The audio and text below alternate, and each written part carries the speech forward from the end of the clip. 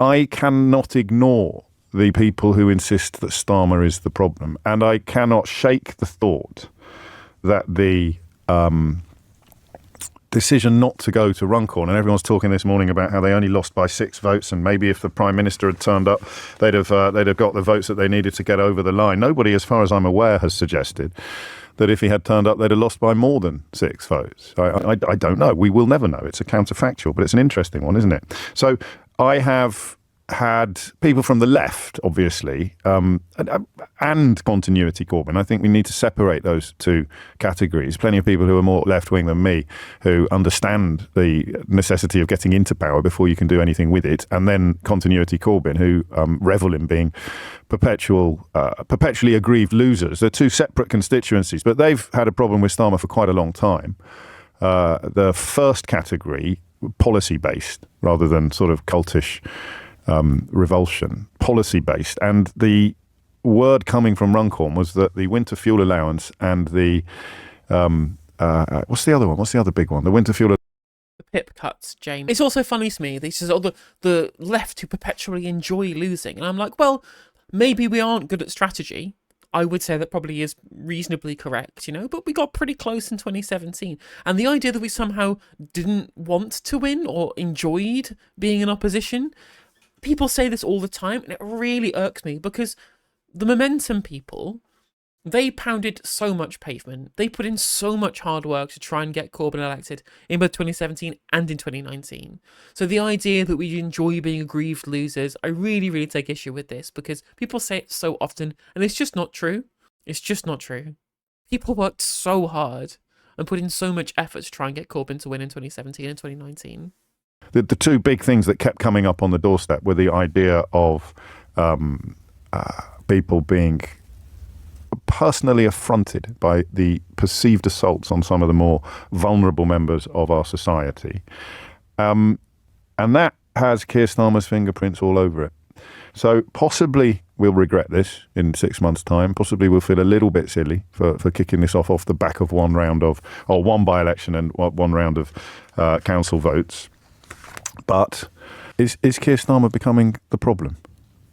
Well, the thing is that whilst the cuts to PIP and the cuts to the winter fuel payment are both Starmer coded, none of these things come from Starmer because he has no ideas of his own. He wants to be Prime Minister. The people who do the actual work of doing the policy, it's Reeves, it's McSweeney, it's McFadden. Those are the people you can blame for all of the freezing grannies and all of the disabled people who are going to be pushed into poverty. Reminder, that's 250,000 disabled people, 50,000 disabled children in that number as well. And you need to give me something sensible if you're going to answer yes to that question. Is the association that pops up in your head, the image that the words Keir Starmer brings up in your head, becoming a problem? It may. And that's the thing, right? Is that I know it comes up every single time we watch James O'Brien, but it's just the most out of touch thing he's ever said. One time he was discussing the potential for Labour to get a really big majority, which they now have. And we were watching it on stream. And he said the genuine phrase, for all his faults, nobody thinks that Keir Starmer is a proven morally corrupt serial liar. And I just kind of lost it. There's a funny clip, went viral on TikTok, all that kind of stuff, right? It is really out of touch. And the whole thing about Keir Starmer being the problem is that not only does the policies suck, not only are the policies pushing away voters, people perceive him to be untrustworthy.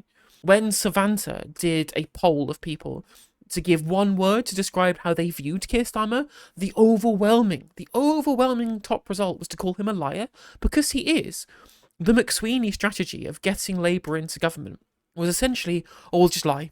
We'll lie to the leadership electorate, we'll lie to the Westminster electorate, and who cares? Once we're in government or we're in power or we've got the leadership, we can do what we want. We'll have unlimited power to be able to govern how we want to do so.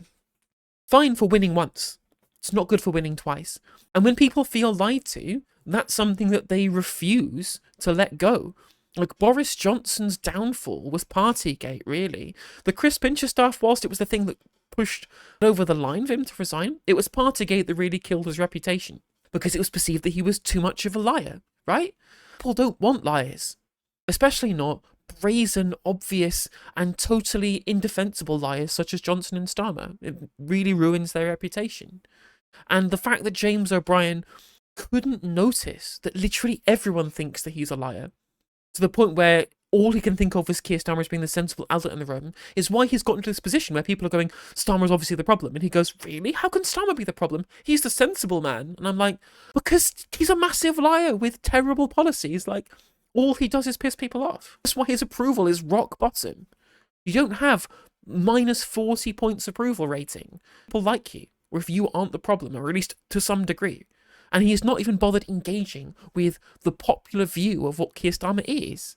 Maybe that whoever was leading the Labour Party at the moment would have suffered a similar result, but I can no longer ignore the idea or the number, the clamour, the volume of people identifying him personally as the problem. Maybe if you were ignoring it before now, and people were saying it before and are still saying it, maybe you shouldn't have been ignoring it in the first place, James. So, policy or personal? 034, or a little bit of both. 03456060973. Because listen, you can talk until you're blue in the face about bad communication or Morgan McSweeney being the problem. He's the fella in Downing Street who apparently pulls all of the strings. An awful lot of James mentioned Morgan McSweeney. He actually talked about the people with actual power in the party. My God, what a watershed moment, chap. People of my political outlook think that this chasing of the right-wing vote is pretty ugly. Whether or not it's pragmatic, time will tell. You know, some of these arguments have been lost, even though the people who have won the arguments are wrong. It's like the legacy of Brexit. People think that persecuting immigrants will make their life better. It won't, of course, but so many people think it that the Labour Party sometimes seem to think that there's no point having the argument anymore. There's no point standing up for what is right and decent, and that is pragmatism. That is the absence of ideology that can be either a strength or a weakness. But I think if you are Prime Minister or if you are a party leader, then there is a question ultimately or eventually about whether you are doing good or harm in the role. And that's the thing, right, is that it's not necessarily about ideology. The public don't care about ideology. They don't even think about ideology when they cast their vote. It is, do I agree with this person? Do I disagree? Do they or do they not have a prospectus for government? Keir Starmer didn't. He didn't have a prospectus for government at all. He had a mystery box that he asked people to vote for, and people didn't like what was in it, and so they revolted against it. And that's the problem. People aren't looking necessarily for a socialist or a capitalist or a left-wing or a right-wing or a progressive or a conservative. They're looking for, does this person give me the things that I want? Do they speak to the things that I feel are the problem? Do they think my interests are going to be seen as important when it comes to policy making? That's how people look at it when they come to their opinion on politicians. And everyone looks at Keir Starmer and realises he doesn't speak my language. He doesn't speak to my interests. He doesn't speak to my problems. He isn't presenting real change. He's not presenting politics that I support. Mostly because he doesn't speak to any specific sector of the electorate at all. He tries to play a game where he appeals to everybody and ends up appealing to nobody. Oh, I mean, you could ask the same question about Farage. The number of people that are violently opposed to him is one of the highest in political history. I think it's about half of the population who are repulsed by him. Whether or not that keeps a lid on their electoral ambitions, only time will tell. And that's one thing that's important too, is that this idea that, ideology is what's important, or the perceived ideology, that's what underpins this idea that elections are won from the centre. It's what you're told all the time. Elections are won from the centre. The left continually gets told this, that you have to win elections from the centre because there is a bell curve and most people align in the centre. Most people have really syncretic politics. Most people don't have any kind of specific political ideology. They believe disparate things from all different parts of the political spectrum. If anything should tell you that elections aren't won from the centre, look at the results. The far right just absolutely hammered both of the centrist parties. As far as the electorate are concerned. Of course, they're both centre-right parties, but Labour and the Tories are seen as being the moderate centre ground, and they both got hammered by the far right. Is that winning an election from the centre? Is that what that looks like to you? I don't think so, mate. I don't want to conclude already, because I like the man. I like what I know of him. I don't like everything he's done, far from it, but he is very different. Again, he's been on stage in Leicester Square for a full disclosure recording before he became Prime Minister, and there were sides to him there that I've never ever seen, either in other interviews or in PMQs or in his political performances. This is not an attack. This is a question. Is it possible this early in the Premiership that Keir Starmer's brand is fatally damaged. And that's the thing, right? He goes, well, I've always liked Keir Starmer. And I'm just like, that tells me everything I need to know about you. If you like Keir Starmer, like we fundamentally inhabit completely different realms of politics. He is everything I hate. Everything I hate about a politician. Obviously, there's the lies, the deliberate, obvious lies that obviously James didn't care about because it was only against the left to start with. Now he's slowly realising it now that he's lying to liberals as well. But on top of this, the insincerity, the lack of charisma, the lack of any coherent idea of what he even wants to do other than just win. He is everything that's bad about party politics in this country.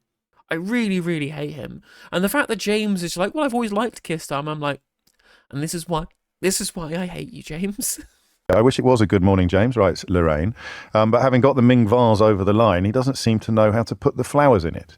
He doesn't even know where the flower shop is. Listen, as the king of analogies, I probably shouldn't criticise others, so I won't. I think it might be as simple as that, and I agree with Carol Vorderman. And that's actually an interesting way of putting it, right? Is that the role of what Keir Starmer and the Politburo were there to fulfil was to fulfill one objective and one objective alone, which was to get Keir Starmer into government. What they did once they were there, who knows? Who knows? And it shows. It shows in the slapdash way they approach policy, or the way they approach governance, when day one it's all of the quangos, all of whatever the different quangos they created on day one were. And then 9 months in, people want to see action, and they're like, okay, we're getting rid of all of the quangos. No more quangos at all, no quangos for anyone. And it's just England is going in all of the other quangos that we set up, right? It's clear they didn't know what they were doing or had no plan for governance at all. And so it's totally incoherent, right? And this is why they seem to be running around like a bull in a china shop, because they spent 5 years excising the left and realised they didn't have anything left in terms of how they were going to run the country. That's why it's been such a mess, you know? Because their singular focus was on the election itself rather than what came after when you actually had to govern. But it's not necessarily a bad analogy, because what it focuses on is that the Ming vase was the actual important bit and not the result of what happens if you don't smash the vase.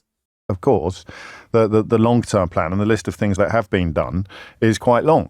The problem is, if it's not landing with people, you're not going to win votes. So it's the eternal disconnect, isn't it? A politician who's absolutely blooming awful can win votes with their awfulness, and a politician who's quietly doing quite a good job will not win votes because everything is quiet. But I don't know if that's a bit generous. Let's find out. Steve's in Liverpool. Steve, what would you like to say? Morning, James. Yeah, I'm 71. I was a member of the Labour Party since I was 18. I left about 3 months ago. Did you? I did, yeah. I left, yeah, okay. Because of Keir Starmer. I come from a socialist city.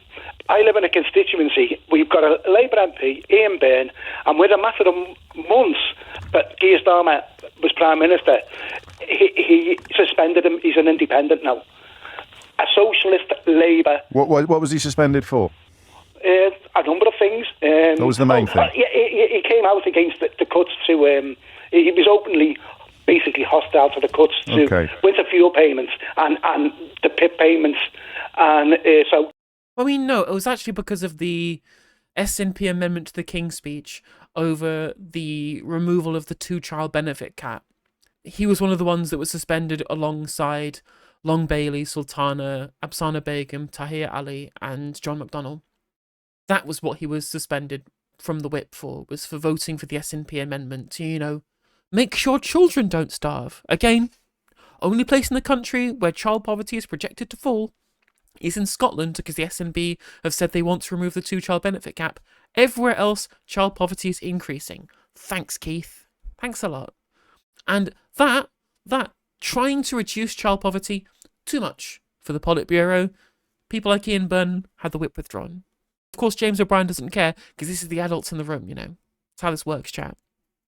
Keir Starmer, he actually threw him out the party. Okay. And people in Liverpool have waited so long for a Labour government to come along. It has come along now, and it's no different from a Tory government. You tell me what's the difference between the Labour Party now and the Conservatives under Boris Johnson. And that is, for you, curtains. That's sayonara. That's goodbye. I'll nail my colours to the mast. Listen, Whoa. There are differences between Keir Starmer's Labour Party and Boris Johnson's Conservatives. Boris Johnson promised 14 new hospitals. Rachel Reeves cut a bunch of the new hospital plans that Boris Johnson implemented. Boris Johnson promised to have a trans-inclusive conversion therapy ban. When's that happening? To be fair, that was also voted down by backbenchers from the Tories, but, you know, at least Johnson promised it. Now Keir Starmer's out here saying that trans women aren't women. Boris Johnson was planning on levelling up the forgotten areas of the country. Keir Starmer's decided, instead we're going to do a new Silicon Valley between Oxford and Cambridge. Those really left behind areas of the country, chap. Yeah, there are differences between Boris Johnson's Conservatives and the UK Labour government now. Oh dear. And that's not to say there aren't good things that Labour are doing that the Tories wouldn't do. The Employment Rights Bill. The Renters' Rights Bill is a continuation of policy from Boris Johnson that they kind of left on the chopping board. Even so, there are things that you can point to that Boris Johnson promised that are more left-wing than the current government.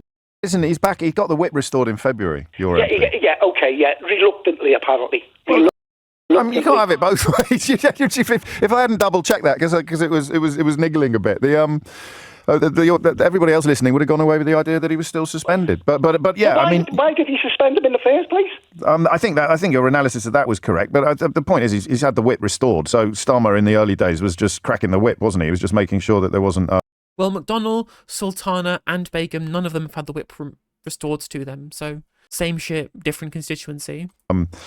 A kind of Corbyn-esque constant state of turmoil in the parliamentary party. But I'm not arguing with you. I just wanted to clarify that point. Okay, he was cracking the whip at socialists, basically, wasn't he? He never claimed to be a socialist, and you and I might not like it. He literally said he was making the moral case for socialism. In the leadership election, he said the 2017 manifesto was a foundational document. He said that Corbyn was a friend and a colleague. Go, James. Or is that one of the not lies that he told? Because no one thinks he's a proven morally corrupt serial liar, right? Because he literally was asked by Nick Ferrari on LBC, is Jeremy Corbyn a friend and a colleague? And he said no, despite having said that he was during the leadership election. Another lie, was it? No, of course not, because nobody thinks that Keir Starmer is a proven morally corrupt serial liar. Yeah, I don't describe myself as a socialist, but I completely respect you for doing so. He never claimed to be that, and the country, if he had done, it's unlikely he would have won the election. So what do you want? Where do you go instead then? Where I want, I'll never get. I want Jeremy Corbyn back, but that's not going to happen. No, it's not. Well, so you'd rather be in opposition forever? But ideologically pure. Your version of ideological purity. I'd sooner be in opposition if it meant people pointing the finger at my party because of things that they've done. To say, we're going to, in a couple of weeks' time, we're going to be celebrating VE Day, 80 years that we beat the Nazis. It's on Thursday. We'll start celebrating on Monday, I think. Yeah, and in 4 years' time, we could have a Prime Minister that stood supporting the granddaughter of Adolf Hitler. What's frustrating as well is that there's this false dilemma being proposed here by James O'Brien, which is that all you can have is the demociding of the disabled, freezing granny, making trans people literally flee the country and keeping loads of kids in poverty, or you can be in opposition. As far as James O'Brien is concerned, within this false dilemma, there is no position where you can get into government without doing those things. And that's just not true, right? There is a perfectly reasonable intermediary position between full-on social democracy, Corbyn style, with inclusive ownership funds and the right to own, and nationalising all of the things we want to see nationalised, and Keir Starmer's reactionary conservatism. There is no intermediate point between those two that James O'Brien can even think of. It is just opposition or Starmerism. Those are the only two options here. It also doesn't help that Corbyn would have been more likely to win if people like James O'Brien didn't accuse him of Holocaust denial, or accuse the party that he was leading of being the party of Holocaust denial and Brexit betrayal. Direct quote from James O'Brien, by the way. True, they were the party of Brexit betrayal to the Red Wall, which you praised Keir Starmer for winning over in 2024, even though their vote stayed basically the same. wasn't the I mean, you put me into. You're making me a fact checker, Steve. I mean, it's not the granddaughter of Adolf Hitler. She was the granddaughter of one of his key allies, and they've just been appointed as an extremist group by the German intelligence services. So you speak of the ADF, the German party, but I mean, this is the point, isn't it? And there comes a point where I think you're wrong about there being no difference between them and the Tories. On most obviously on the workers' rights bill, energy, housing. There's all sorts of things that they've done differently. But the fact that you don't know that is a failure of government, and it's a failure of communication. The fact that you'd rather be in perpetual opposition is perhaps a failure of vision, and the fact that you're going to abandon the Labour Party makes it more likely that your man Farage benefits electorally, but you can live with that apparently. Well, I mean, who cares at this point? Nigel Farage might be Prime Minister, well, that's the Labour Party's fault. All we're going to do is continue aping the far right, and the Overton window will continually shifting rightwards until Labour are forced to court the votes of people to the left. And even then, Reform are more likely to win because Keir Starmer is aping the right. Double the number of people and double the number of seats are going to be lost by the Labour Party, potentially to Reform, potentially to other places as well, because of left-wing defectors than right-wing defectors. Now, you can say people defecting to the Lib Dems aren't necessarily left-wing. I would agree with you, but they perceive themselves to be left-wing. And they are mad at Labour and Keir Starmer for perceived right-wing policy. And what I would argue is right-wing policies, such as welfare cuts, right? Like, these are the people who are going to cost Labour a future election and who will be ushering in of Reform UK. And there is a very easy solution to this problem, and that's stop behaving like fucking reactionary conservatives when you're in government. And telling people like socialists, because again, it's not just this man wanting to not be a part of the Labour Party anymore. Keir Starmer literally told him, door is open and you can leave. Rachel Reeves in the election said, if you want to tax the rich, vote for somebody else, right? Like, they don't want our votes. It's very clear they don't want our votes. And James O'Brien is going, oh, but you have to vote for them to stop Nigel Farage, right? Tough shit, mate. Well, I'm 71, unless I could drop dead tomorrow, or I could live We all another 10 could. years. We all could. Yeah, But that's what's interesting about what you're saying is that your disillusionment with Starmer is so high, or your devotion to Jeremy Corbyn so complete that you would actually increase the likelihood of Farage advancing. You're absolutely so right, Politico Teacher. You are so right, Politico Teacher in chat. Why is it the voters' fault when Labour right lose support, but the party's fault when the Labour left lose support? And that is it. That is it. It's such an obvious double standard in that centrism can only fail, it cannot be failed, yet centrism cannot fail itself, it can only be failed, right? That's the thing, is they perceive centrism to be the only kind of real politics.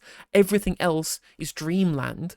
And if centrism fails, it's a problem of voters refusing to act sensibly in what they perceive to be the correct Overton window. Everything outside of that, right? You should be getting behind me and my team, and if you don't, that's your fault for letting in the reactionaries. When, of course, people like James O'Brien are responsible for the fact that we had reactionaries in government, because they refused to get behind a compromised position in terms of Brexit, and they hammered hard for a second referendum, which cost Labour their heartlands and also the election in 2019. Hey there, if you enjoyed the video, make sure that you like and leave a comment. That helps the video out in the algorithm. If you subscribe and ring the bell, it'll let you know when I go live. I stream every day on YouTube and Twitch. You can also follow all of my socials down in the description. And if you want to support me in a more financial manner, there's a join button for membership to just 99p to be a member on YouTube, as well as a Patreon, and there's some merch there as well. And hopefully I'll catch you on the next video. Take care.